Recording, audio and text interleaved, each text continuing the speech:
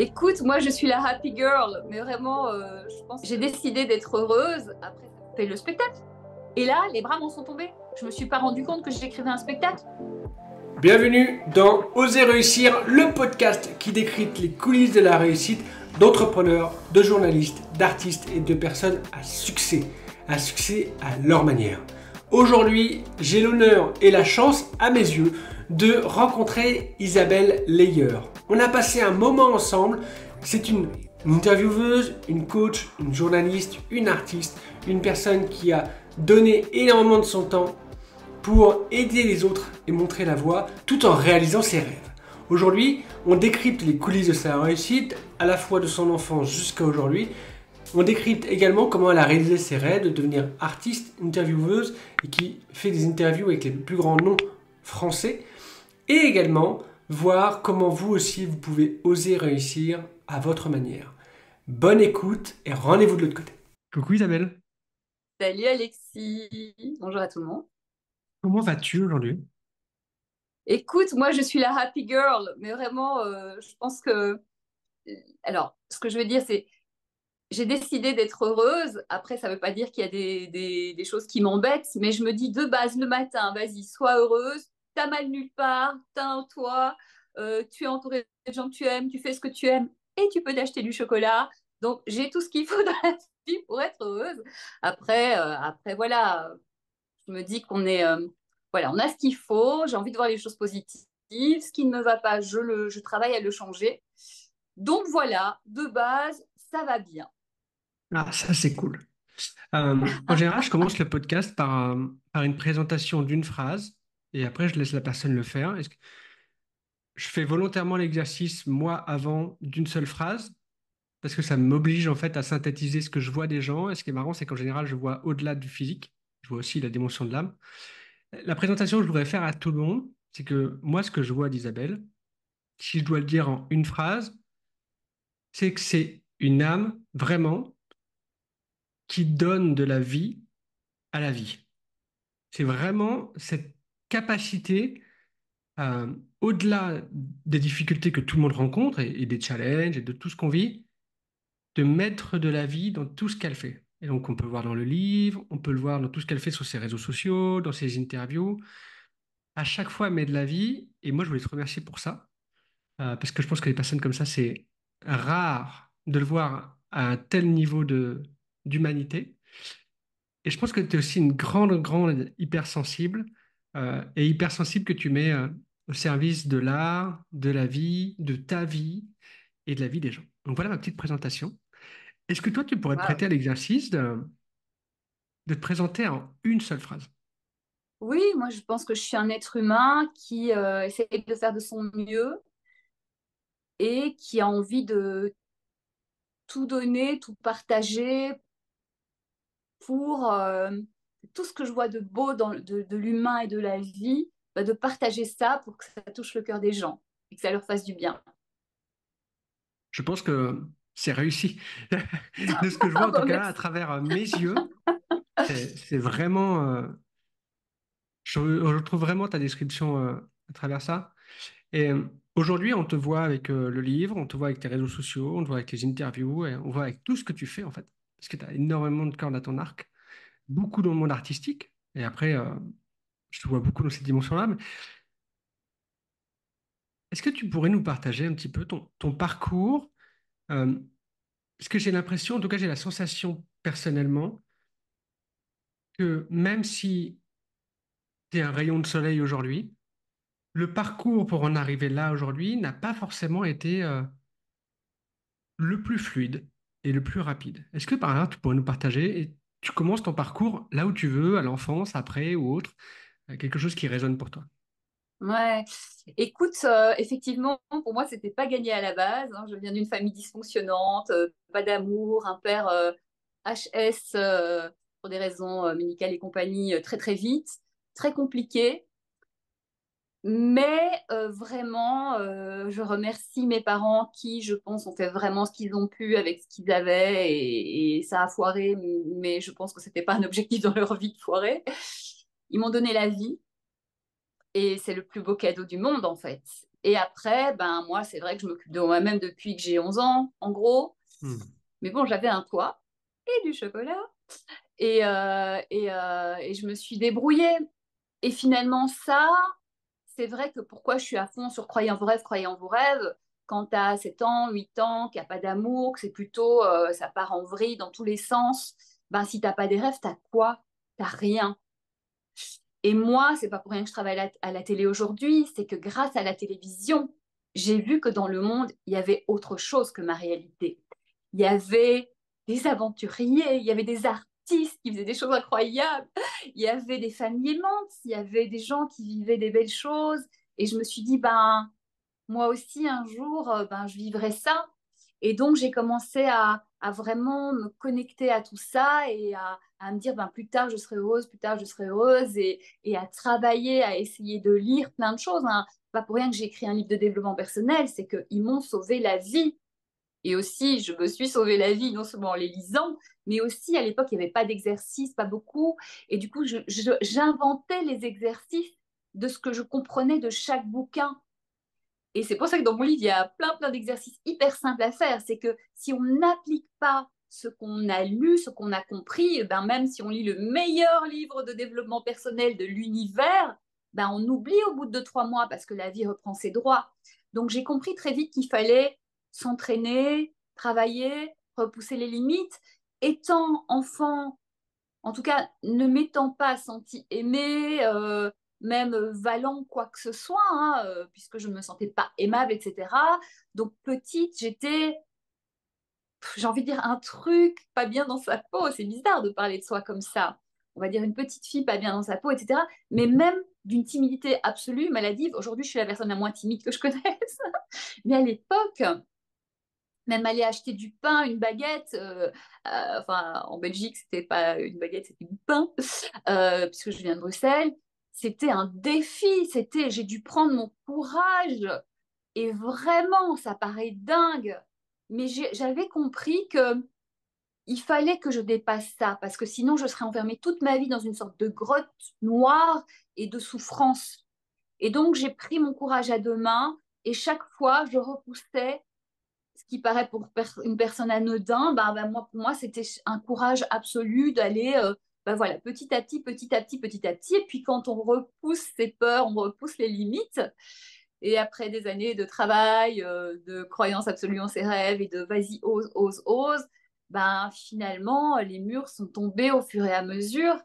Et en fait, quand on commence sur ce chemin-là, comme je l'explique dans le livre, où il y a, si on ne retient qu'un conseil, c'est tous les jours, une fois que vous avez identifié votre rêve, faites un pas en direction de ce rêve. Et bien, au bout de 30 jours, il s'est passé des choses.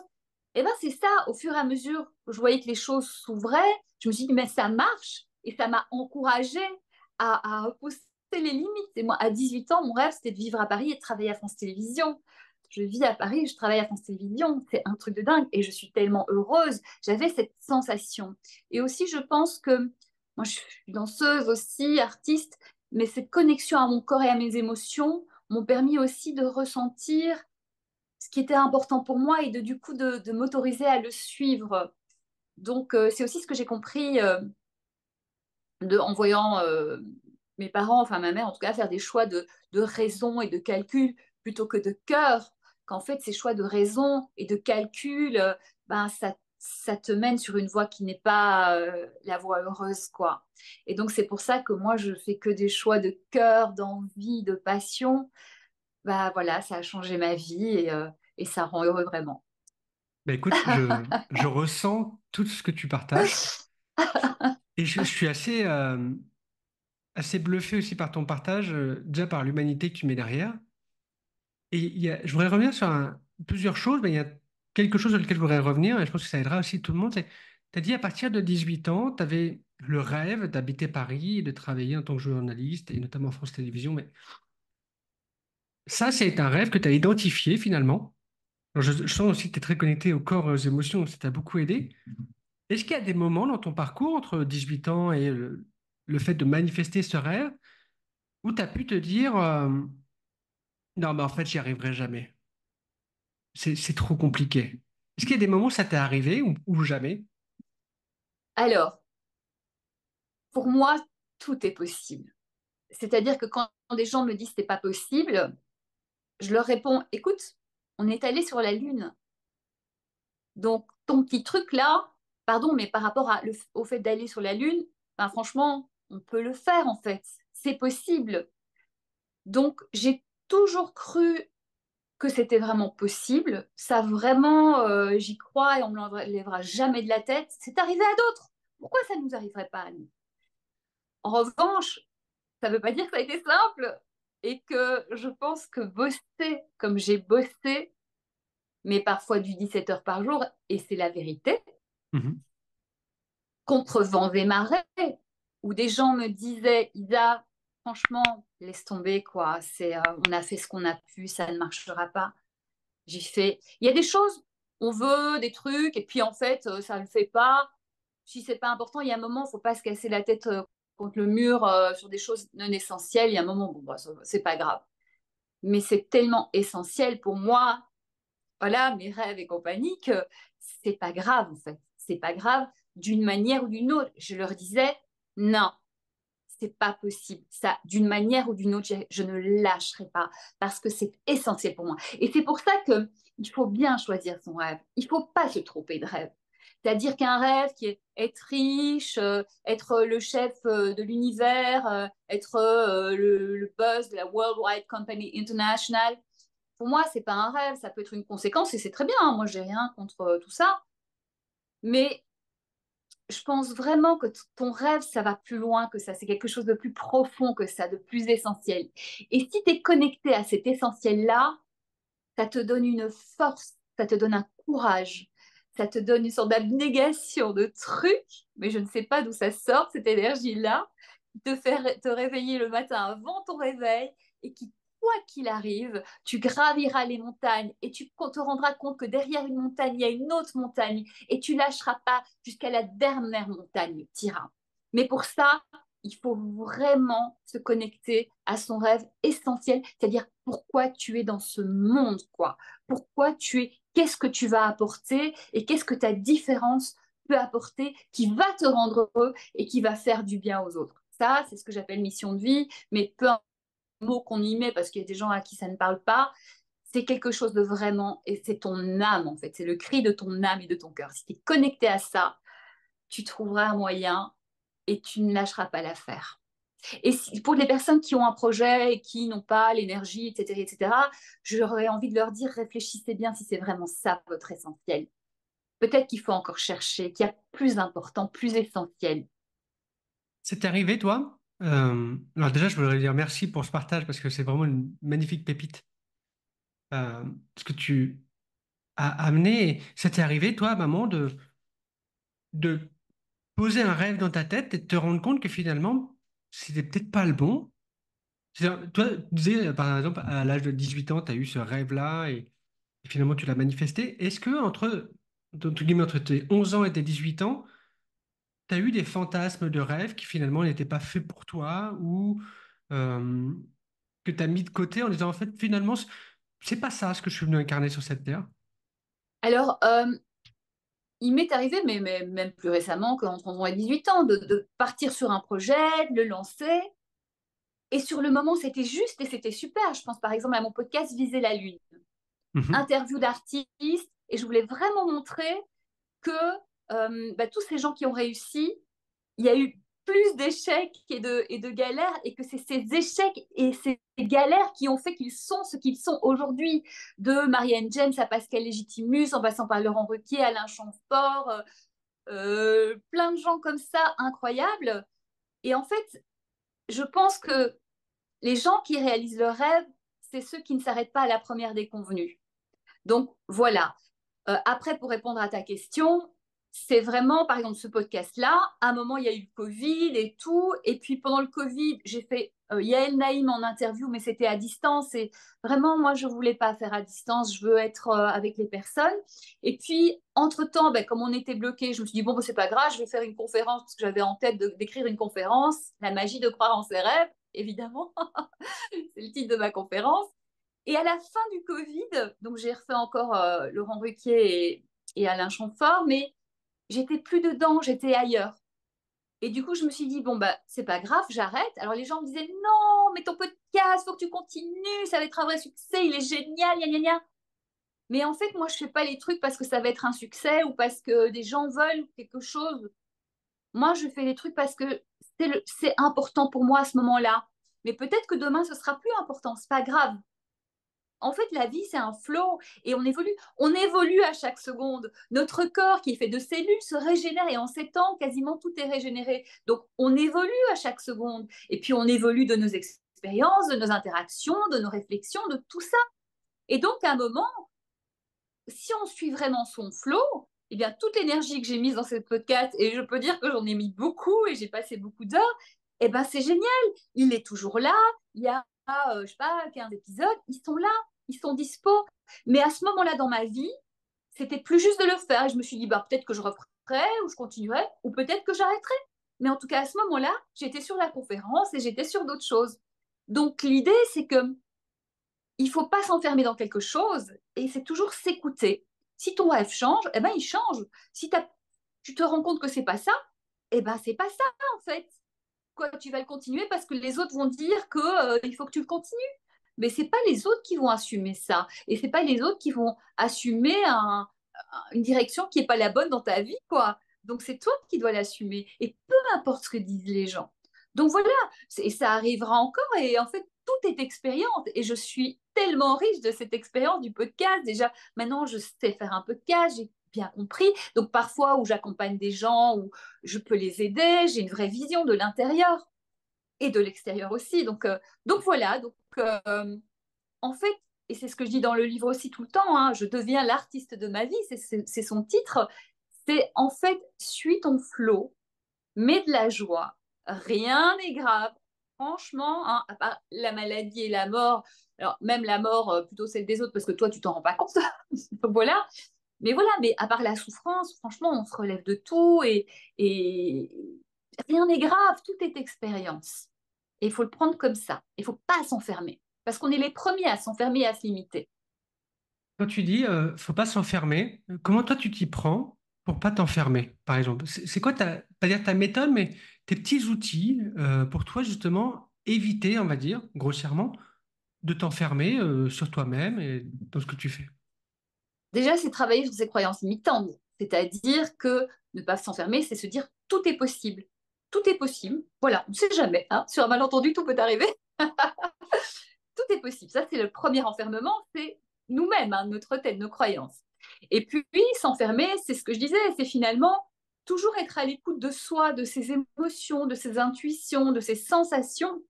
Si on n'a pas l'énergie pour faire un truc alors qu'on dit que c'est ça qu'on veut faire, ben, notre corps nous dit quelque chose, en fait, notre énergie nous dit quelque chose. Est-ce que tu as vraiment envie de faire ça? C'est vraiment, c'est juste écouter, c'est s'autoriser à faire différemment des autres, s'autoriser à changer de chemin, s'autoriser. C'est-à-dire que vraiment s'écouter. Et comme on évolue tout le temps, on ne peut pas être figé. S'il y a 3 mois, tu avais envie de quelque chose, ressens si tu as encore envie de ça, en fait. Et autorise-toi, s'il le faut, à changer. Parce que tu n'as qu'une vie, ça peut s'arrêter à tout moment. Et on va pas s'emmerder, quoi. Et vraiment aussi, alors, c'est facile à dire, mais arrêtez de se juger dans le sens où, franchement, tu te trompes, mais on s'en fout, quoi. C'est pas grave. Ça va juste t'apprendre. Oui, si t'as pas. Il y a juste un truc. Moi, je donne toujours le meilleur de moi-même. J'essaye.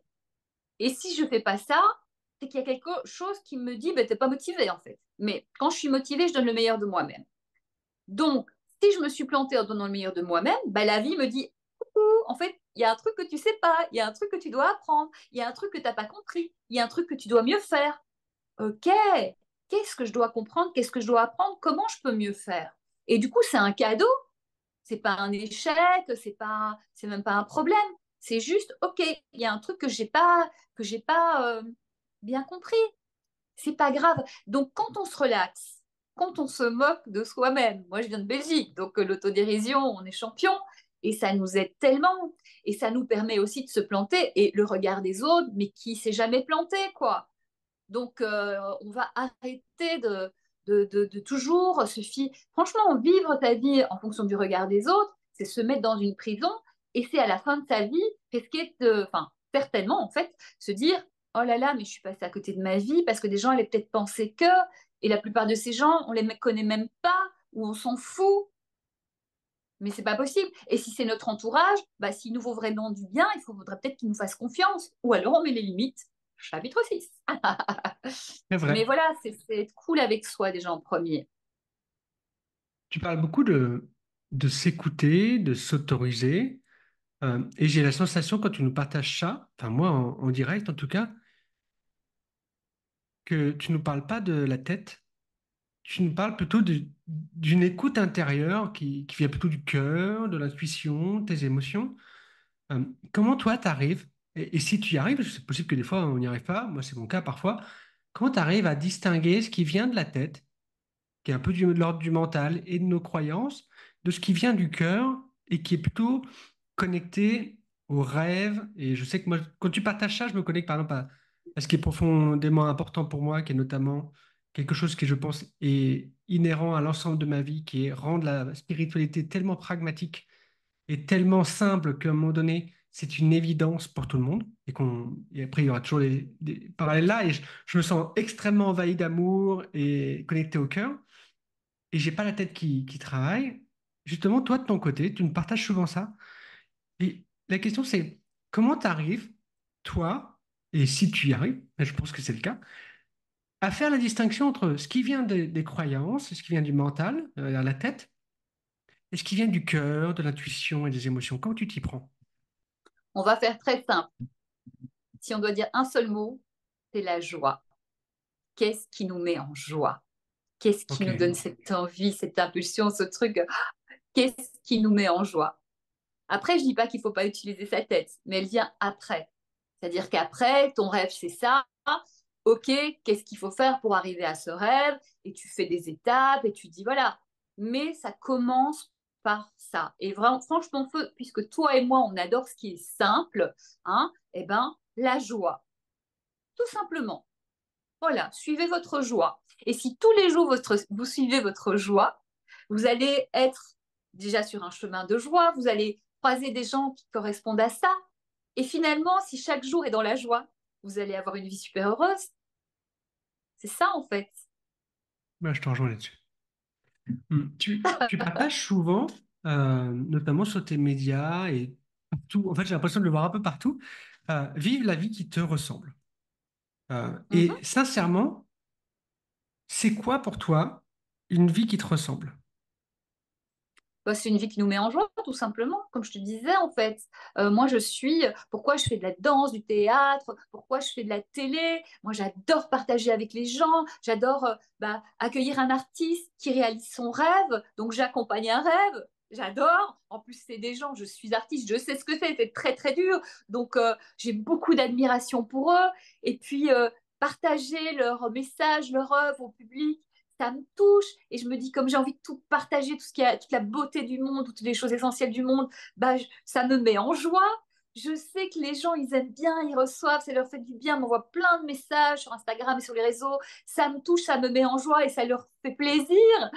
Enfin voilà, donc finalement, c'est ça. Finalement, vraiment, c'est aussi simple que ça, je trouve. Franchement, je trouve ça magique ce que tu nous partages. Et tu amènes, non mais en fait, tu amènes tellement d'humain et de simplicité sur les choses dans lesquelles beaucoup de personnes sur Terre euh, mettent de la complexité parce que parfois ça paraît tellement simple quand je dis que c'est pas possible.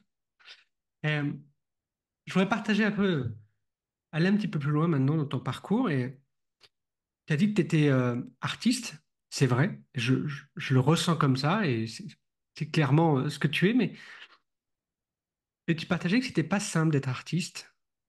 Oh là là, ouais.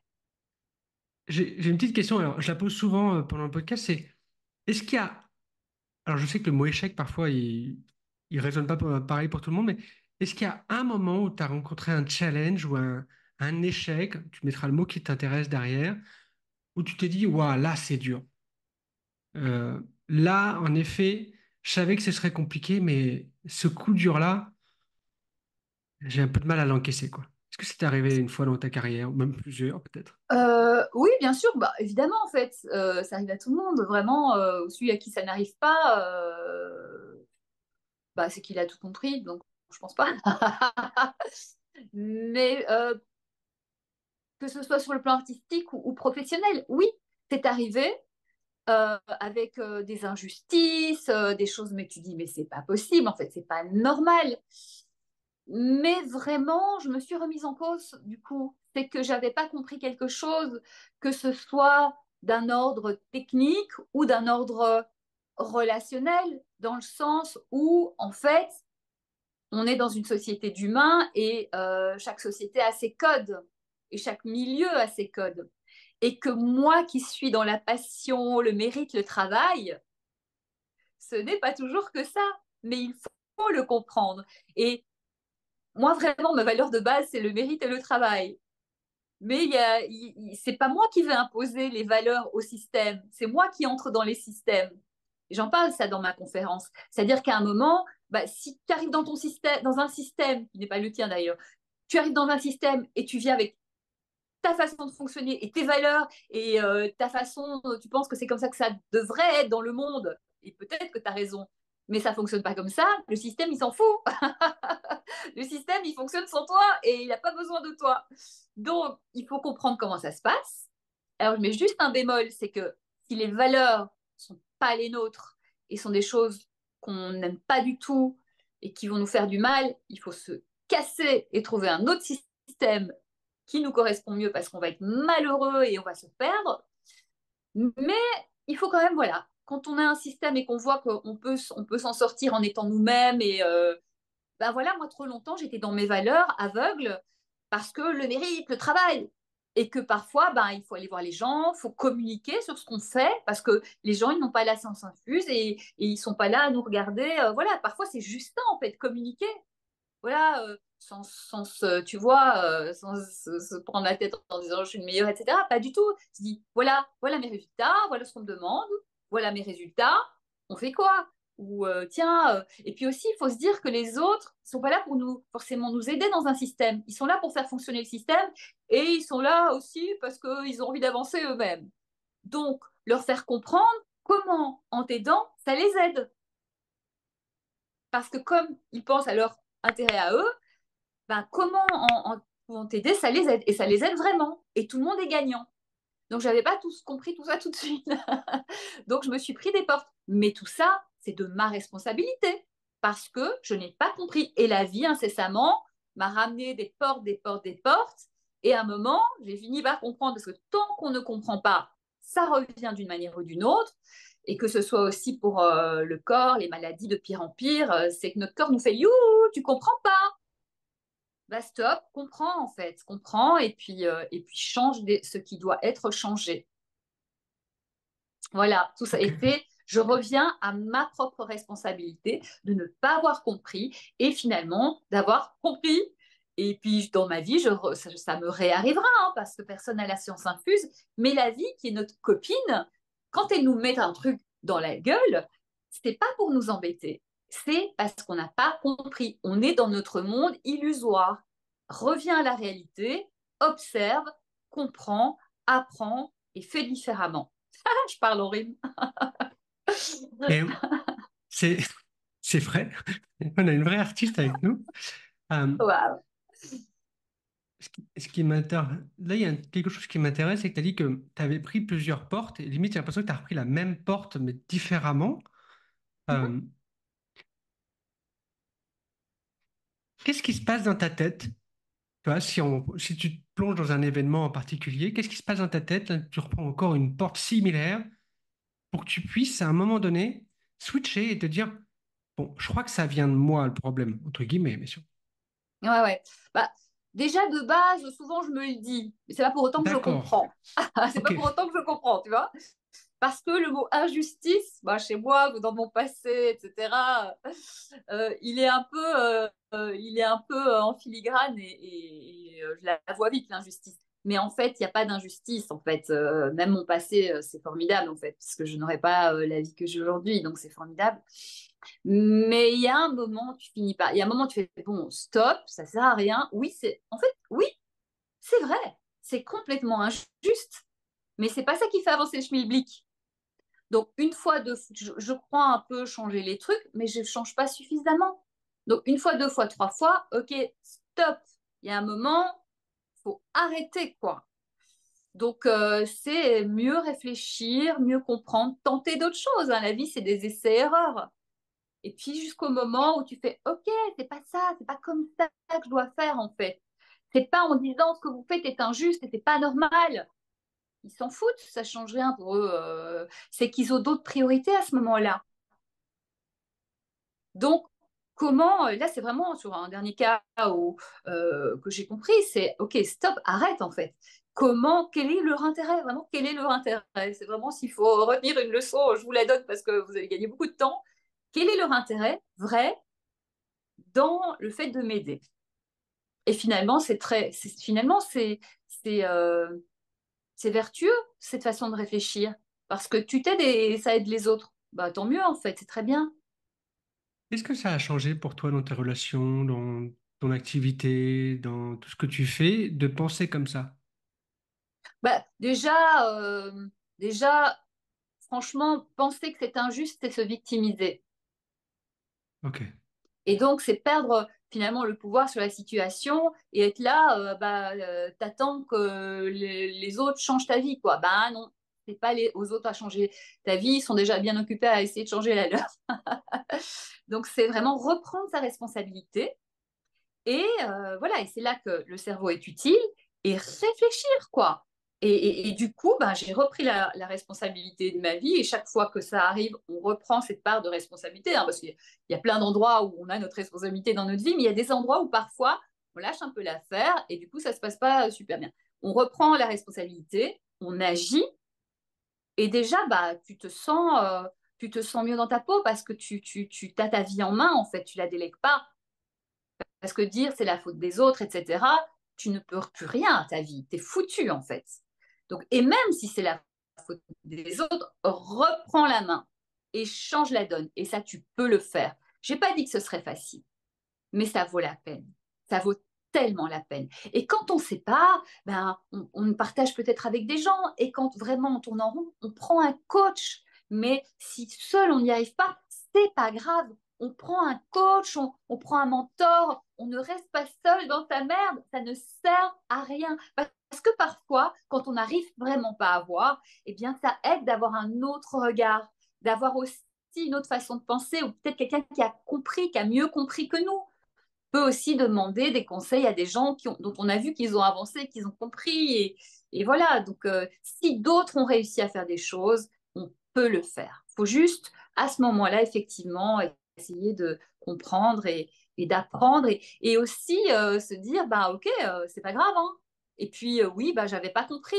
C'est pas pour ça on est neuneux, qu'on est nul, qu'on ne sert à rien. Non, cette partie-là, je l'avais pas comprise. J'ai réussi plein d'autres choses et j'ai compris plein d'autres choses. Et d'ailleurs, quand vous êtes en manque de confiance ou pas bien, etc., rappelez-vous tout ce que vous avez déjà réussi à faire. Franchement, on en a tous vécu des vertes et des pas mûres. On s'en est sorti. Bravo à vous. Et rappelez-vous ça. Le problème de l'humain, c'est qu'il voit que ce qui va pas et il voit pas ce qui va bien. Il oublie ce qui va bien. Ou que sur un grand mur blanc, il y a un point noir, il voit que le point noir. Ouais, mais t'as tout peint en blanc, copain, copine. T'as tout peint en blanc, il y a juste un point noir. Donc, détends-toi déjà, regarde tout ce que tu as fait de super. Ok, tu as réussi à le faire. Et souvent, on a réussi bien pire. Donc, tu peux le faire. Et ok, ça prendra le temps que ça prendra, mais tu vas y arriver. Il y a vraiment une énergie extrêmement douce dans tout ce que tu partages, malgré entre guillemets toute l'énergie que tu dégages, parce qu'il y a une énergie extrêmement positive que tu dégages. Et je pense que ce que j'apprécie beaucoup, c'est que ce que je ressens, c'est que on a vraiment la vraie Isabelle face à nous. C'est-à-dire que tu joues pas à un jeu et je pense que de toute façon, tu n'y arrives pas. En tout cas, je pense que tu es quelqu'un d'entier par rapport à tout ce que tu as partagé. Euh, Aujourd'hui, tu fais des interviews de célébrités, entre guillemets, d'artistes. Toi, tu en es une aussi. Est-ce que dans ton parcours, notamment lorsque tu as fait des interviews, Il y a des personnes pour lesquelles tu étais impressionné d'interviewer ou d'avoir face à toi. Écoute, moi, je suis tellement dans la joie. Alors, il y a un livre qui m'a aidée. C'est Le pouvoir du moment présent. Ok, ouais. Eckhart Tolle. Franchement, super bouquin. Et en fait, j'ai vraiment. En fait, tu lis le bouquin, tu fais, ben oui, je le sais. Mais ça n'empêche que ça, moi, ça m'a fait un déclic. Je le savais, mais là, je l'ai vraiment ancré. Il dit, ben, on passe notre vie à nous en faire pour des choses qui probablement n'arriveront pas, à avoir peur de choses qui probablement n'arriveront pas. Et si jamais le 1 millième de pourcent de cas que ça arrive, tu n'as pas le temps d'avoir peur, il faut que tu agisses. Donc la question, c'est est-ce que quand la peur arrive ou je sais pas quoi, l'angoisse, est-ce que ici ou maintenant c'est le cas? Ben non, ici et maintenant ça va bien. Et donc moi c'est arrivé pour James Blunt. Ok. Là j'avais déjà lu le bouquin et du coup j'ai quand même James Blunt, c'est trop génial. J'adore en plus. Et du coup la veille, je fais bon quand même demain j'interviewe James Blunt et je fais ben, ici et maintenant. Est-ce que j'étais chez moi? Ici et maintenant. Est-ce que bah non c'est demain. Ok, bon, bah cool, je suis trop contente. On verra demain. Le lendemain matin, nanana, pareil, est-ce qu'ici et maintenant? Bah non, c'est tout à l'heure. Hop, on verra tout à l'heure. Maquillage, nanana, je rigole avec ma copine maquilleuse. Est-ce qu'ici et maintenant? Bah non, il n'est pas là.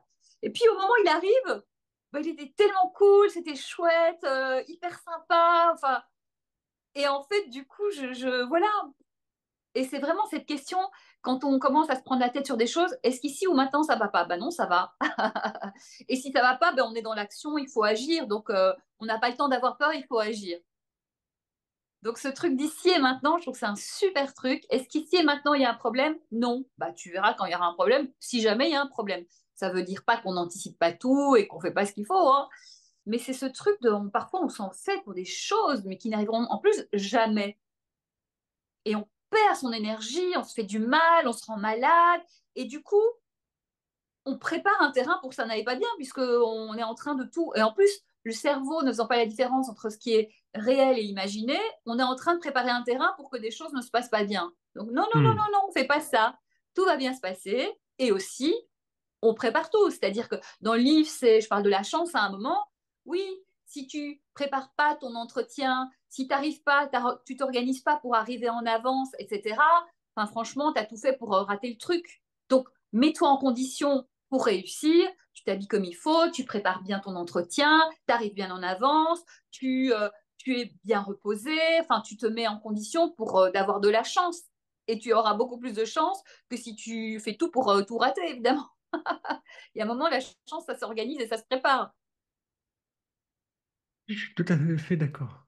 Je voudrais revenir sur, toi par exemple, cette interview-là, ce que tu l'as pris comme exemple, tu disais que, genre, la veille, tu pouvais avoir des pensées qui te stressent. Mais c'est quoi le type de pensées qui ont pu te stresser la veille de cette interview-là, euh, pour lequel après tu as réussi à changer la donne, mais quel type de pensée Isabelle pouvait avoir, je sais pas, Bah, à 24 ce heures moment-là, avant? ouais, à ce moment-là, c'était bon, bah, c'est quand même James Blunt, quoi. C'est en anglais, c'était ma première interview en Mhm. anglais. Ça s'est décidé très vite, donc j'ai eu assez peu de temps pour le préparer, mais ça, c'était pas un problème parce que je me suis mise à fond. C'était ma première interview en anglais, et puis c'est James Blunt. C'est, enfin, pour moi, je dis, mais c'est dingue, en fait. Mais, euh, mais ça va, c'était gentil, c'était pas non plus, là, je pas terrorisée, mais je dis, ah, C'était c'est quoi quand ta même James crainte? Blunt, quoi. C'était quoi ta crainte, hormis le fait que j'ai ça même s'accélère? pas, j'ai même pas réfléchi à une crainte. C'est ce truc de, c'est James Blunt, quoi. Ok. Tu vois, parce que dans l'absolu, qu'est-ce qui peut arriver, tu vois et puis ça va, je sais faire une interview. Et le pire, c'est que l'interview soit moyenne. Alors j'avais bien écouté des interviews de lui avant, je comprenais son accent, parce que parfois tu as des accents, ils sont compliqués, donc je savais que je Ouais. comprenais son accent. Donc j'avais préparé. Donc en gros, il n'y avait pas grand-chose, mais tu te dis, bon, bah, c'est James Blunt, quoi.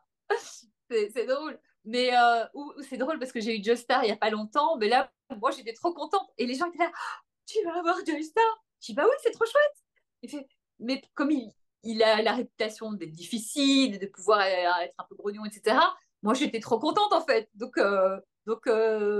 voilà, je me suis connectée à ma joie et puis il est arrivé. c'était super drôle parce qu'à un moment, moi j'ai toujours un peu de temps avant avec eux, donc on discute, etc.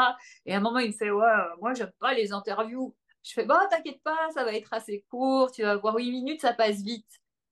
Ah ouais, bah tant mieux. J'étais mort de rire. Et puis en fait, on rigole, on rigole. Et à la fin de l'interview, il se lève, il fait, bah c'était chouette en fait. J'étais là, bah ouais. Parce que aussi, je pense qu'ils sentent que je suis passionnée, je m'intéresse, les spectacles, les livres, les albums que j'ai vus, j'ai lus, vraiment, et je suis là, je me connecte à eux et je veux que ce soit un super moment et, et je veux vraiment les aider à bien faire comprendre ce qu'ils veulent dire et le message qu'ils ont envie de passer, quoi. Et je pense qu'ils sentent ce respect. Alors, je suis pas groupie, je suis pas, mais en tant qu'artiste et en tant qu'être humain, tout simplement, j'ai un respect profond et je les aime vraiment, quoi. Et voilà, c'est un voyage qu'on fait ensemble. J'essaye vraiment de me connecter à eux et que nos âmes se parlent, sans oublier le public, parce qu'on fait vraiment la télé pour le public que j'aime profondément et je veux vraiment qu'ils reçoivent. Mais tu vois, c'est une sorte de trio comme ça, de connexion qui va plus loin que nous, en fait, et qui est beau et dont je suis en gratitude absolue. Et, évidemment, de pouvoir faire ça, de participer à ça. En tant que petit colibri tout petit, hein, moi je suis un petit maillon de la chaîne, mais c'est un honneur pour moi, donc j'ai cette joie aussi. Et puis c'est pour ça, je veux vraiment bien le faire, quoi. Et déjà, merci pour ce partage, parce qu'on voit toute l'humilité, toute l'humanité, et ce que j'apprécie aussi dans tout ce que tu nous partages à toute la communauté qui écoute, et à moi compris, hein, c'est, c'est tous ces tips, en fait, où tu nous plonges dans ces moments, tu nous les rends vivants, et surtout, tu montres, moi ce que j'aime bien, c'est voir la coulisse, en fait, tu montres, en fait, les vraies coulisses des personnes qu'on peut voir à la télévision, qu'on peut voir sur les réseaux sociaux, pour montrer que, en fait, elles sont comme tout le monde. Et ce que moi j'apprécie chez toi, c'est que tu nous montres aussi comment toi tu fais pour faire quelque chose qui te ressemble, vraiment, vraiment, de façon incarnée. Parce qu'il y a une chose qui m'a marqué tout à l'heure, c'est-à-dire, pendant les interviews, moi je me connecte à ma joie, et finalement, vu que je suis connecté à ma joie, ça doit se ressentir chez la personne qui est en face. Donc, il l'accueille, et finalement, il l'accueille, il la reçoit, donc ça détend peut-être les choses, et le public joue avec aussi. Comment tu t'y prends, toi, pour, euh, pour transpirer cette joie? Je pense que c'est involontaire de ta part, inconscient de ta part, mais au point où bah, ça va toucher ton invité, ça va toucher le public. Est-ce que tu as une intention de poser? Est-ce qu'il y a t'as un petit truc? Bah, en fait, c'est pas qu'avec l'invité ou c'est avec toute personne, parce que toute personne est aussi importante qu'un invité, qu'un artiste, en fait. C'est la joie de rencontrer l'autre. L'autre, j'ai beaucoup d'émotions à le dire, quoi, est un univers. L'autre, si moi j'ai vécu des trucs durs, l'autre aussi, et ça me passionne, mais comment il a fait pour s'en sortir, par quoi il ou elle est passé. Il y a des tas de gens, on les côtoie, mais on ne sait même pas les choses incroyables qu'ils vivent, les choses dures qu'ils vivent, des choses folles ils ou elles ont réalisé, leurs rêves, etc. Et moi, ça me passionne en fait. Ça me passionne. Et puis, c'est toujours super de rencontrer quelqu'un. Moi, j'adore aussi juste bien m'entendre avec les gens et on se part ensemble.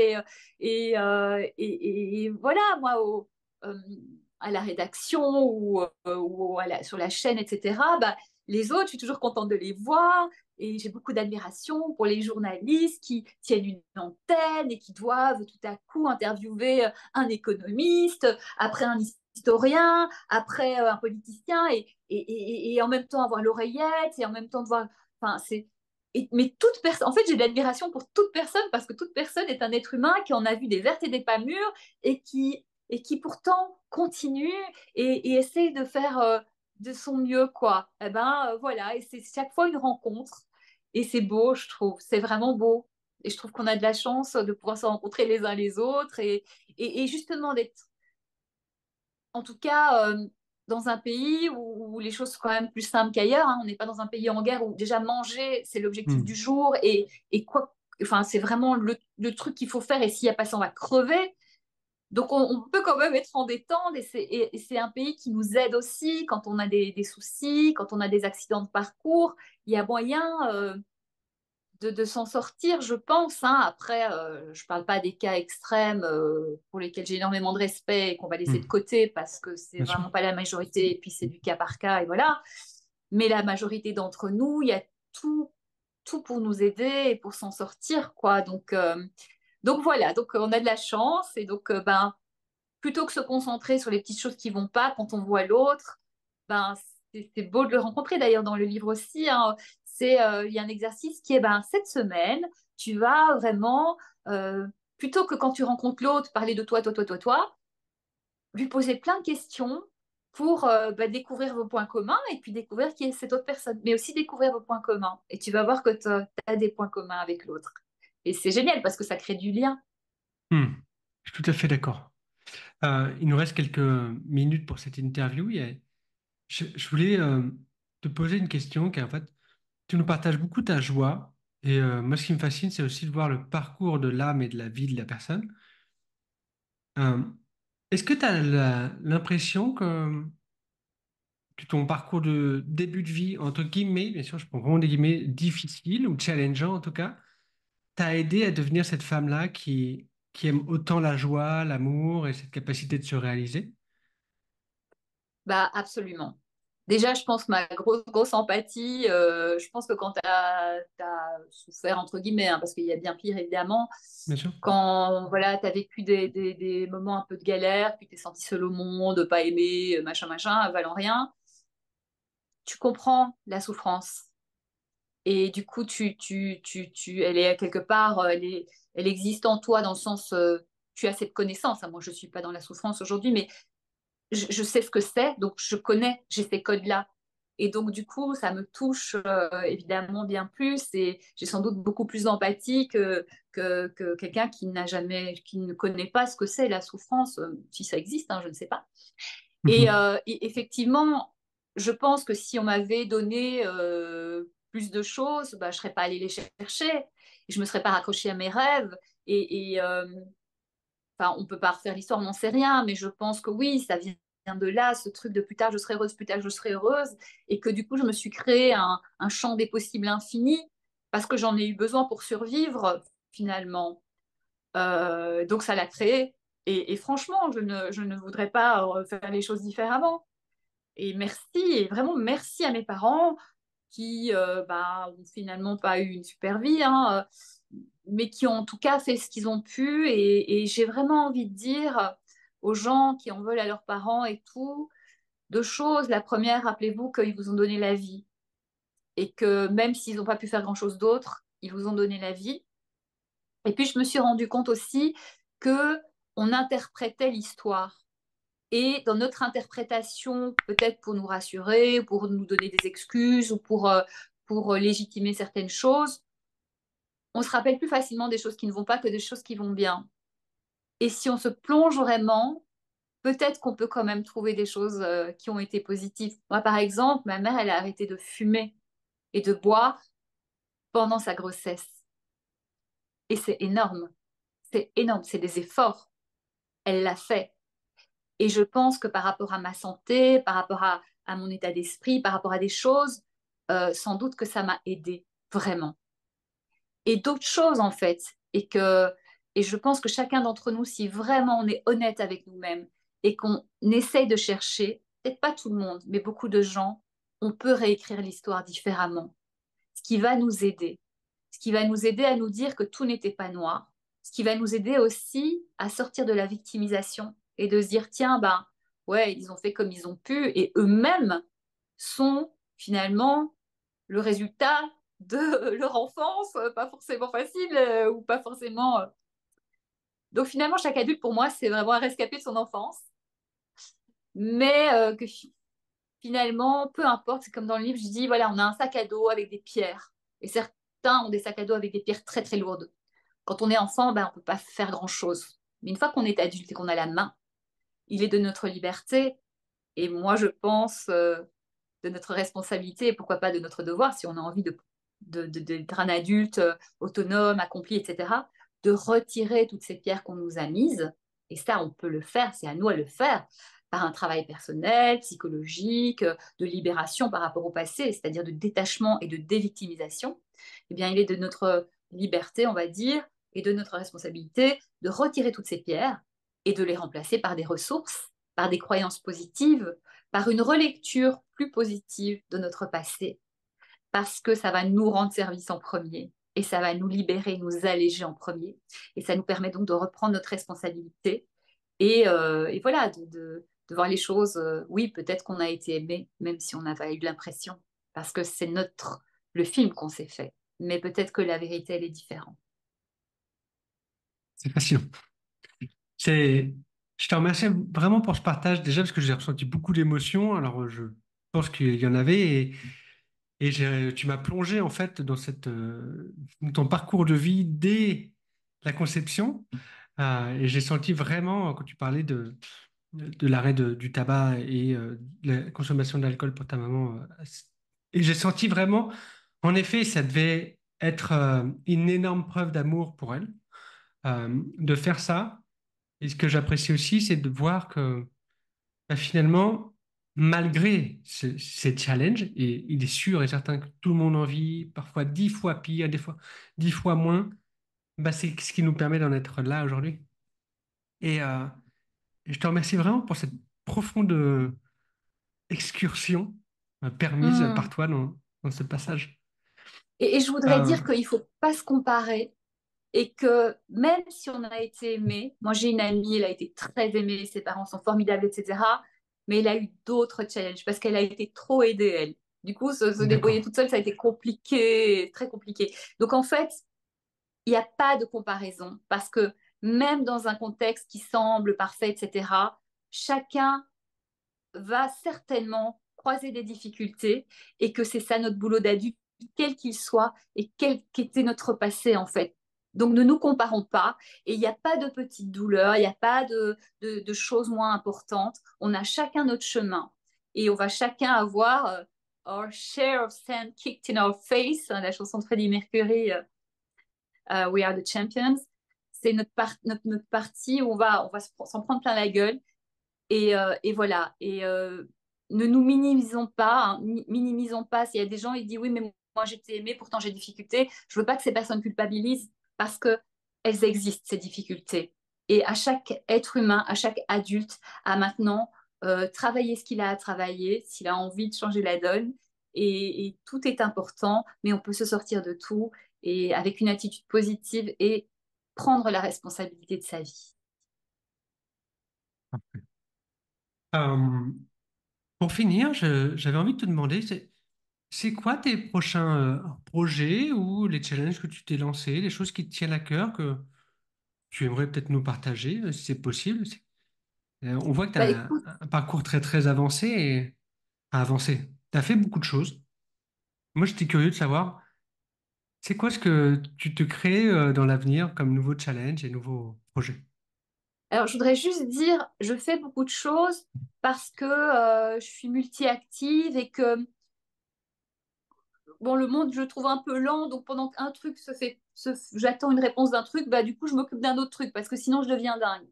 Ok. Mais que finalement, les gens qui font qu'une chose à la fois, ils font aussi plein de choses, mais c'est sur une autre temporalité. Mhm. Et qu'on n'est pas tous les mêmes, et qu'il y a des gens, ils ne sont pas faits pour tout faire à la fois, et il y a des gens, ils ne sont pas faits pour faire une chose à la fois. Et que là encore, il ne faut pas se comparer, il ne faut pas essayer d'être quelqu'un d'autre.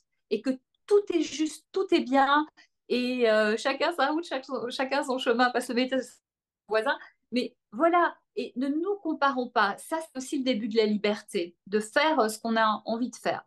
Pour répondre à ta question, moi, si tu veux, là, je suis sur la rentrée télé, donc je suis à fond, j'ai plein d'envies, j'ai plein d'idées, etc. Donc, si tu veux, là, je me suis dit, je me concentre sur cette rentrée.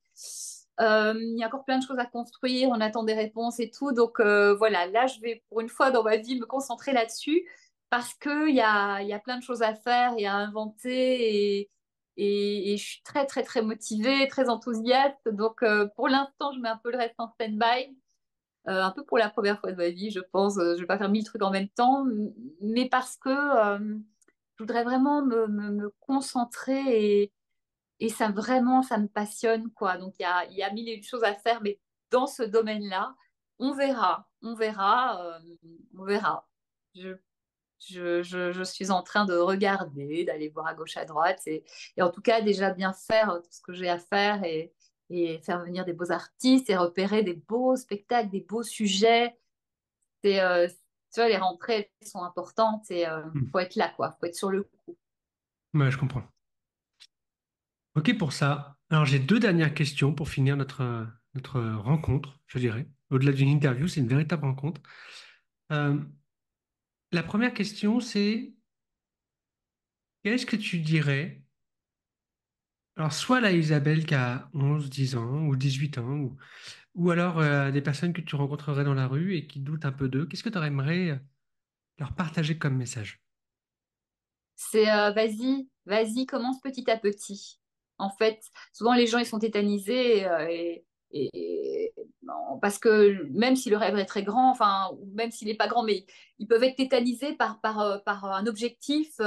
Comment je vais faire? Je suis pas capable, je suis pas ceci. Là. On arrête de se poser mille questions et chaque jour, c'est toujours ce conseil. Chaque jour, tu vas faire un pas, une action en direction de ça. Ne te prends pas. C'est comme une personne qui a fait, je sais pas, 500 interviews dans un podcast.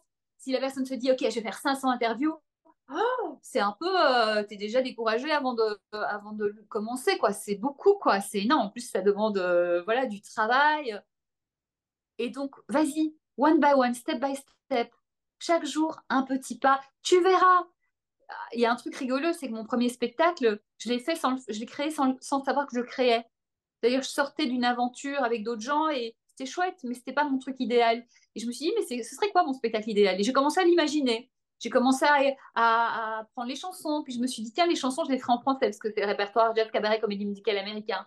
Et j'ai commencé à les adapter en français. J'ai trop kiffé. Et puis j'ai commencé à les travailler avec mon coach vocal. Et puis elles étaient prêtes. Et puis un jour, mon coach me dit, mais en fait, tes chansons sont prêtes, l'histoire, tu sais ce que tu vas raconter, en fait, fais le spectacle. Et là, les bras m'en sont tombés. Je me suis pas rendu compte que j'écrivais un spectacle. Et j'ai fait, bah, t'as raison. Bah, ok, bah, je suis une femme de challenge. Ok, rendez-vous dans 2 mois. On a calé la date, la salle, etc. Et j'ai fait le spectacle. Mais je me suis pas mis la pression. Je pense que si je m'étais dit, tiens, je vais faire un seul en scène, alors que j'avais fait plein de shows, mais jamais seul en scène, ben, j'aurais stressé, je sais pas. Et là, j'ai tellement suivi ma joie, mon flow. Et en fait, quand on suit son flow, on ne sait pas pourquoi on fait les choses, mais faisons-les. Parce que en fait, ça va se concrétiser, le puzzle va se remplir. Et en fait, il y a un truc génial qui nous attend. Et là, ce premier spectacle qui s'appelait Love Cabaret, que j'ai fait sans me rendre compte. Et finalement, ben, j'ai fait OK, je vais le faire. Et puis, j'avais une petite appréhension, évidemment, c'est mon premier seul en scène. C'était génial. Il a mené à mon deuxième spectacle, Mademoiselle, qui a été nommé au Petit Molière. Et c'était dingue, quoi. Et c'est ça, je me suis pas mis la pression et tout a été magique. Et c'est de nouveau la joie qui m'a guidée. J'ai passé des nuits jusqu'au lever du soleil à faire mes adaptations, mais à kiffer, mais de fou. J'étais heureuse, c'était génial. Donc voilà, en fait, c'est ne nous mettons pas la pression, suivons notre envie sur un projet. Et en fait, c'est souvent l'ego qui dit ouais, je veux faire le premier podcast, je serai le meilleur, etc. Peut-être, et je te le souhaite ou pas, on s'en fout en fait, mais pourquoi pas? Mais commence déjà au tout début. Et surtout, fais-le pour les bonnes raisons. Parce que sinon, tu ne tiendras pas, t'en feras même pas plus de 10, hein. En général, les gens, ils n'en font même pas 10. Mais parce qu'ils font peut-être pas les choses pour les bonnes raisons. Parce que si c'est ta passion, bah voilà, ça va grandir. Et si ça s'arrête, ça s'arrêtera, mais tu seras tellement riche de tout ça, et puis voilà. Hmm. J'aime beaucoup. Euh, il y a une chose que moi j'ai envie de retenir de ce que tu as partagé, au-delà du petit pas, c'est que finalement, les choses se sont construites les unes après les autres, comme si l'univers t'avait vraiment guidé pour construire quelque chose sans te dire ce que tu étais en train de construire. Et moi, ce que j'ai envie de partager à la communauté qui nous écoute, c'est vraiment de leur dire, ne regardez pas forcément l'objectif, on va dire, extrêmement long terme. Alors, je sais que c'est intéressant de se dire, tiens, quel est l'objectif que je voudrais atteindre? Parfois, c'est de voir quel objectif se dessine à travers chaque jour, qui va permettre peut-être à toutes les personnes qui ont du mal, non pas à se projeter, mais à vivre la pression de la projection, de se dire, ben, en fait, si je regarde autour de moi, qu'est-ce que je suis en train de dessiner chaque jour? Et du coup, qu'est-ce que ça pourrait faire si je faisais un petit peu plus gros? Et toi, par exemple, c'est un petit peu ce que tu as fait. Tu as réadapté ce show-là, tu as travaillé avec ton coach vocal, puis d'un seul coup, quand je dis d'un seul coup, c'est bien sûr, je pense qu'il y a un petit peu de temporalité, mais on t'a dit, bah, en fait, tu es prête. Et c'est juste à un moment donné où tu lèves un peu la tête, tu es en train de regarder tout ça, je fais, ah, mais en fait, avec tout ça, j'ai construit quelque chose. Et là, je peux aller sur un truc plus gros. Et c'est vraiment pour toutes les personnes qui nous écoutent, qui sont soit entrepreneurs, soit vous êtes lancés, soit entrepreneurs avancés ou artistes, de vous dire parfois, en fait, il faut, entre guillemets, hein, juste regarder autour de vous et de voir tout ce que vous êtes en train de faire. C'est là que parfois vous allez découvrir votre mission de vie, ça arrive. Vous allez comprendre aussi, pour aller encore plus loin, qu'est-ce que vous êtes venu aussi travailler en termes d'âme dans cette vie. Et puis parfois, vous allez vous rendre compte que vous aviez posé un objectif, pas il y a quelques années, vous l'aviez laissé un petit peu de côté, et sans vous en rendre compte, vous êtes en train de travailler petit pas par petit pas vers cet objectif-là. Et si vous ouvrez, regardez un petit peu plus loin, vous pouvez dire, ah tiens, finalement, en fait, je l'avais mis de côté, mais je suis pas très très loin. Donc, je voulais vraiment te remercier pour ça. Ouais, mais, Et avec plaisir. Mm. non, Mais en vas-y, fait, si tu veux pour partager. moi, l'idée, c'est, en fait, moi, je dis toujours, je suis mon flow. Je suis mon flow. Je sais pas toujours pourquoi, mais je le fais parce que je sens que c'est ça qu'il faut que je fasse. Et ça part de la joie, de nouveau. Et en fait, ça te mène à plein d'autres choses. Et c'est marrant ce que tu dis parce qu'effectivement, j'ai accompagné une personne alors en coaching, mais moi, je fais du boost coaching, c'est-à-dire une fois, c'est 1 heure et demie, mais on y va, quoi. Et en fait, on discute et tout, et c'est exactement ce que tu dis. Elle avait mis en place plein de choses, et on a mis toutes les pièces, et en fait, le puzzle s'est dessiné, et c'était évident ce qu'il fallait qu'elle fasse. C'était incroyable. Et elle avait suivi son flow, elle a fait tiens, tiens, tiens. Je dis mais regarde, tu es en train de mettre en place quelque chose, regarde si on met toutes les pièces l'une, ça fait quoi? Elle me fait oh, j'adore, c'est génial, mais t'as raison, mais totalement, nanana, nanana. Et en fait, c'est vraiment ça. Et parfois, je dis voilà, je ne sais pas pourquoi je le fais, mais je le fais. Et ben, en fait, je suis ma joie et c'est génial. Et tu as tout à fait raison. Parfois, un step de recul, un pas de recul, et là, tu vois le tableau et tu fais hey, mais ça fait quelque chose. Mais on l'a fait dans la joie. Et du coup, c'est juste pour nous. Tout ça, c'est juste. Donc, c'est se réhabituer aussi à se ressentir. Et juste pour parler de ça vite fait, parce que c'est très important, c'est une question que j'ai souvent, mais oui, mais moi, je ne le sens pas, etc. Il y a beaucoup de gens qui disent ah oui, c'est vrai, je l'avais senti, mais bien plus tard, une fois qu'il y a eu le souci de cette rencontre ou de ceci, je l'avais senti. Donc, ça veut dire que tu l'as, tu le sens. Mais j'ai un exercice que j'ai inventé. Où les gens me disent non, mais moi, je ne sens pas les messages de mon corps. C'est un truc que moi, j'ai vécu. Je me suis dit, bah, en fait, c'est clair. C'est imagine que tu vas regarder les offres d'emploi sur une thématique qui pourrait te plaire et tu lis les offres d'emploi et tu vois que quand tu lis les offres d'emploi, il y en a, elles te mettent en ébullition, en joie, tu es on fire, et il y en a, elles te plombent. Et ça, j'ai jamais rencontré personne qui ne ressentait pas ça. Donc ça veut dire qu'effectivement, on a ces sensations. Et en fait, on ne les reconnaît pas encore. Donc c'est s'entraîner à les reconnaître, à les ressentir au fur et à mesure. Mais faites ces exercices si vous avez l'impression de ne pas ressentir les choses, d'aller sur les offres d'emploi sur un domaine qui vous plairait et vous lisez les trucs, mais c'est incroyable. On le ressent quoi. Alors certains très très fort, d'autres un peu, mais je n'ai jamais rencontré personne qui ne le ressentait pas. Et ça prouve que voilà, ça c'est le chemin de la sensation. Puis apprendre à la reconnaître au fur et à mesure. C'est un entraînement et plus on s'entraîne, plus on y arrive. Alors ça, c'est un super exercice. J'invite toutes les personnes qui écoutent aujourd'hui à vraiment l'expérimenter parce que ça va vous permettre, moi j'aime bien partager ça, c'est de ressentir dans le corps ce que votre âme a envie de vous dire. Après, vous mettez le mot intuition ou autre, ce que vous voulez derrière, mais c'est vraiment un bel exercice. Dernière question pour toi. En général, elle fait rire beaucoup de personnes. C'est quoi pour toi, et vraiment, on va dire, limite personnellement, le meilleur investissement que tu as fait à moins de 30 euros? Ah, clair et net, les livres de développement personnel. Ok. Clair Est-ce et que tu en net. aurais un en particulier qui t'a marqué ou... Mais je pense qu'il y en a beaucoup qui t'ont marqué, mais est-ce qu'il y en aurait un en tout cas que tu aimerais évoquer? Il y en a effectivement beaucoup. Après, je peux te donner 3 exemples Ok. différents. Avec plaisir. Pour une personne qui ne n'est pas très développement personnel. Donc, je l'ai beaucoup offert à des amis qui ne sont pas dans l'esprit développement personnel. C'est L'homme qui voulait être heureux de Laurent Gounel. C'est un petit roman très simple qui parle d'un. Il est photographe, non, il n'est pas photographe, enfin, quelqu'un qui est à Bali et qui va rencontrer un sage et voilà. Et c'est sur les autorisations et les empêchements. Et je l'ai offert à beaucoup de gens et ça a fait des déclics en tout cas. Voilà, ça c'est vraiment important. Je pense que le pouvoir du moment présent, ça aide aussi beaucoup à relativiser. Bon, je vais t'en donner quatre, hein, voilà. Les quatre accords Toltec, c'est une base de vie. Je trouve Mhm. ça simplifie tout dans la vie. Et pour les personnes qui sont vraiment dans veulent aller vraiment plus loin, c'est plus profond. C'est Les renoncements nécessaires de Judith Viorst, qui est pas très connue, mais qui est passionnant et qui explique en fait que la vie est faite d'étapes et que chaque étape demande une sorte de deuil. Et que si on ne fait pas Ok. bien le deuil, on reste un peu coincé. Et c'est là-dessus que j'ai fait mon mémoire de coaching d'ailleurs. Et je trouve ce livre passionnant. Et même moi, mon mémoire de coaching, j'ai fait il y a longtemps, mes études, je les ai faites il y a 15 ans, je pense. Ça m'a libérée de certaines choses. C'est passionnant. Je pense que c'est un best-seller aux États-Unis, mais pas très connu en France. Et si vous aimez aller dans le fond des choses, c'est facile à lire, mais c'est plus de la psychologie. Je vous le conseille vraiment.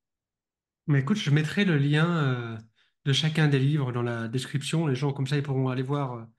Il y en a qui sont connus, hein, mais le dernier, il est vraiment fascinant. Ouais, Euh, ouais. T'as vu, j'ai pris ma liberté, hein. Tu m'as demandé un livre, j'en ai dit quatre. ouais, moi, je laisse toujours ouvert. Je sais c'est toujours bon ce qui se passe. Et c'est fascinant de voir Et comme finalement quoi, on que. est libre, on est plus libre qu'on ne pense, tu vois. Il faut pas s'enfermer. Moi, c'était important de donner les quatre. Bah, en fait, j'avais le droit, tu vois. Et il y a des gens Exactement. qui vont entendre dans ce que tu dis que tu n'as le droit qu'à une chose. C'est vrai. Non, c'est vrai. Et c'est fascinant déjà de voir que parfois, on est juste à une autorisation d'avoir un petit changement et de découvrir quelque chose. Parce que là, par exemple, on parle de livres à moins de 30 euros. Et je pense que d'ailleurs, ils sont à moins de 30 euros facilement. Et donc, en fait, c'est juste de voir où est-ce qu'on met les moyens. C'est-à-dire que, est-ce que c'est un moyen financier? Et je sais qu'il y a des personnes pour lesquelles 30 euros, c'est beaucoup. Euh, mais parfois, est-ce que la dimension du moyen, elle n'est pas dans les moyens qu'on se donne, nous, plutôt que dans les moyens qu'on a matériellement? Non, mais les Euh, moyens, c'est souvent une excuse. Et je rappelle que les livres à la bibliothèque, c'est gratuit. c'est gratuit. C'est pas faux. Euh, on arrive vraiment sur la toute fin. Moi, je voudrais te remercier pour ce moment un peu hors du temps. Je pense que c'est une rencontre et un échange qui est qui a une valeur extrêmement importante. Je pense que j'avais beaucoup de pépites à entendre aussi personnellement. Et je sais que dans dans chaque rencontre, j'ai tout le temps une personne qui me lâche une petite punchline. Elle s'en rend pas compte, mais je la prends pour moi en tout cas. Euh, et je voulais vraiment te remercier pour cette authenticité, cette présence, et je me rends compte que ma première phrase du début, je me suis pas trompé. Tu as Hum. vraiment cette âme qui donne de la vie et qui remercie la vie. Vraiment. Écoute, moi, je voulais, merci pour tes gentils mots qui me touchent évidemment, hein. Mais je voulais aussi te remercier et te rendre hommage, honneur, parce que ce qui me touche aussi chez toi, c'est cette envie, évidemment, de t'enrichir, d'apprendre, de rencontrer les personnes, mais aussi Hmm. de le repartager et de donner des ressources aux autres. Et c'est beau parce que grâce à ça, tu peux faire du bien et tu fais du bien. Et c'est joli aussi parce que c'est un travail, c'est un engagement, c'est du temps de préparation. Les gens ne se Mhm. rendent pas tout à fait compte ou ils oublient un peu de se rendre compte que tout ça, nous qui créons et offrons des choses, c'est vraiment du travail, ça prend du temps. Et c'est vraiment, on donne de soi. Et donc toi, en faisant ça, tu donnes de toi pour faire du bien aux autres. Et je voulais le rappeler et je voulais vraiment te remercier au nom de tout le monde. Tu vois, j'ai l'émotion, je trouve ça touchant de faire ça. Bah, Je trouve ça très beau.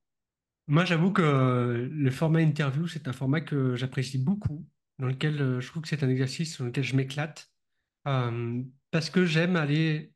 découvrir des gens. Et c'est ce que je disais à certaines personnes qui sont passées avant toi. Je leur disais, en fait, c'est un peu ma thérapie, dans le sens où je m'accorde l'autorisation et la possibilité de discuter avec des personnes que j'aurais peut-être pas pu, ou en tout cas, oser euh, arrêter dans la rue pour discuter. Et j'ai eu cette occasion-là.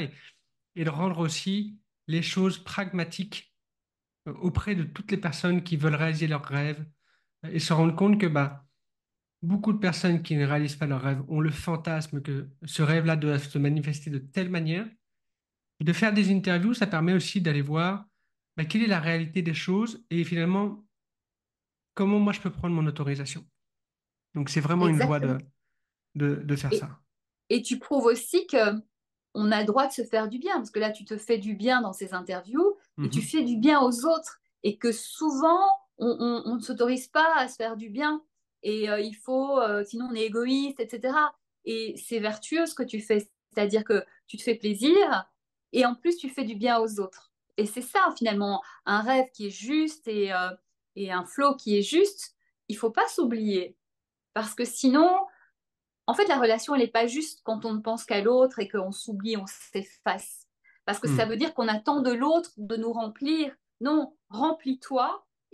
Et de toute façon, tu ne donnes jamais mieux et que juste de façon juste que quand toi tu es bien. C'est comme cette image dans l'avion quand il y a une dépressurisation et que le masque tombe. En fait, si tu commences à nourrir les autres, toi tu vas crever et tu vas plus pouvoir aider personne. Donc tu mets le masque sur toi, tu prends ton air et là, tu peux aider tout le monde. Eh bien, c'est ça. Et tu parlais d'autorisation et c'est pour ça que je trouve le coaching important. Moi, le nombre de fois où j'ai dit à des gens en coaching, tu sais, tu as le droit de ça. Et je vois des trucs, même des corps, tu vois. Je fais, what? Ah ouais. Et tout change. Donc voilà, donnez-vous les autorisations. Occupez-vous de vous en premier. Comme ça, vous ne serez pas avec les autres pour qu'ils compensent tout ce que vous n'avez pas.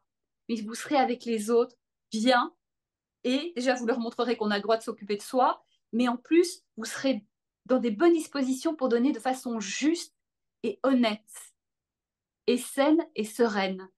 C'est ce qu'il y a de mieux. Donc vraiment, commencez par vous occuper de vous, ce n'est pas égoïste, vraiment. Et après, bah, évidemment, quand on est bien, bah, on a envie que les autres soient heureux. Donc on va évidemment aider et faire du bien aux autres. Ben, je reconnais. Euh, Merci pour tout ce partage. Pour toutes les personnes qui sont arrivées jusqu'à la fin de cette interview-là, je vais vous proposer une seule chose à faire. C'est de noter sur votre carnet, sur une feuille ou en commentaire, ou directement à Isabelle ou à moi, qu'est-ce que vous avez envie de retenir. Et je vous invite vraiment à faire un exercice que je sais que mes clients trouvent chiant, et c'est un exercice qui est assez intéressant, c'est de retenir qu'une seule chose de l'interview. Et surtout, peu importe où est-ce que vous déposez les choses, notez bien comment vous comptez mettre en place ce que vous avez retenu. Mais une seule chose. Et ça rejoint aussi le principe des petits pas qu'on nous a partagé pour en fait vous dire, en fait, pas la peine de retenir 36 choses, puisqu'en général, sur les 36, il y en a 35 et demi qui disparaissent de notre esprit. Donc juste une chose qui vous a marqué, qui vous intéresse.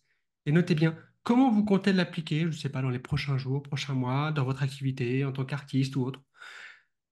Et là, je peux vous garantir que si vous mettez déjà de l'intention et de l'énergie sur une seule chose, vous allez comprendre ce que c'est que l'effet cumulé. C'est exactement ça. Il y a un livre qui s'appelle L'effet cumulé d'Aren Harry, je crois, un truc comme ça. Mhm. C'est exactement ça. Quand je lisais, je te dis, les livres de développement personnel ont changé ma vie. Je gardais une idée et je la mettais en application. C'est exactement ça. Et tu as raison. Ça peut vraiment changer les choses. Et effectivement, voilà, moi, je suis ouverte aux questions. Je réponds sur Instagram, etc. Il n'y a pas de souci. Mais en tout cas, ouais, c'est vraiment parfait cet exercice-là. Bravo. Parfait.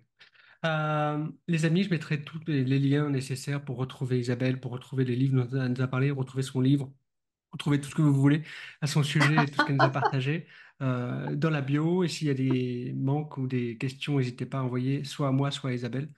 Moi, j'y répondrai avec grand cœur. Je sais qu'Isabelle aussi. Donc voilà. Merci en tout cas pour cette interview. On va clôturer là-dessus. Et je dis rendez-vous à tout le monde très très vite pour le prochain. Ciao! Merci. Si tu fais partie des personnes qui ont vraiment kiffé ce podcast et qui sont arrivées jusqu'au bout, je vais t'inviter à faire une chose. Dis-nous en commentaire, qu'est-ce que tu retiens de ce podcast? Et n'hésite pas à faire deux choses, mettre 5 étoiles sur la plateforme de ton choix. Si tu es sur YouTube, n'hésite pas à mettre un pouce en l'air. Et dernière chose, tu as pu profiter de cette interview, peut-être que tu as un ami à toi ou un proche qui aurait besoin de l'écouter aussi. Donc moi, ce que je t'invite à faire, c'est de lui partager, que ce soit en mode podcast ou sur YouTube. Je pense que c'est la meilleure chose que tu puisses faire. En tout cas, une petite action peut changer de grande vie. Ciao.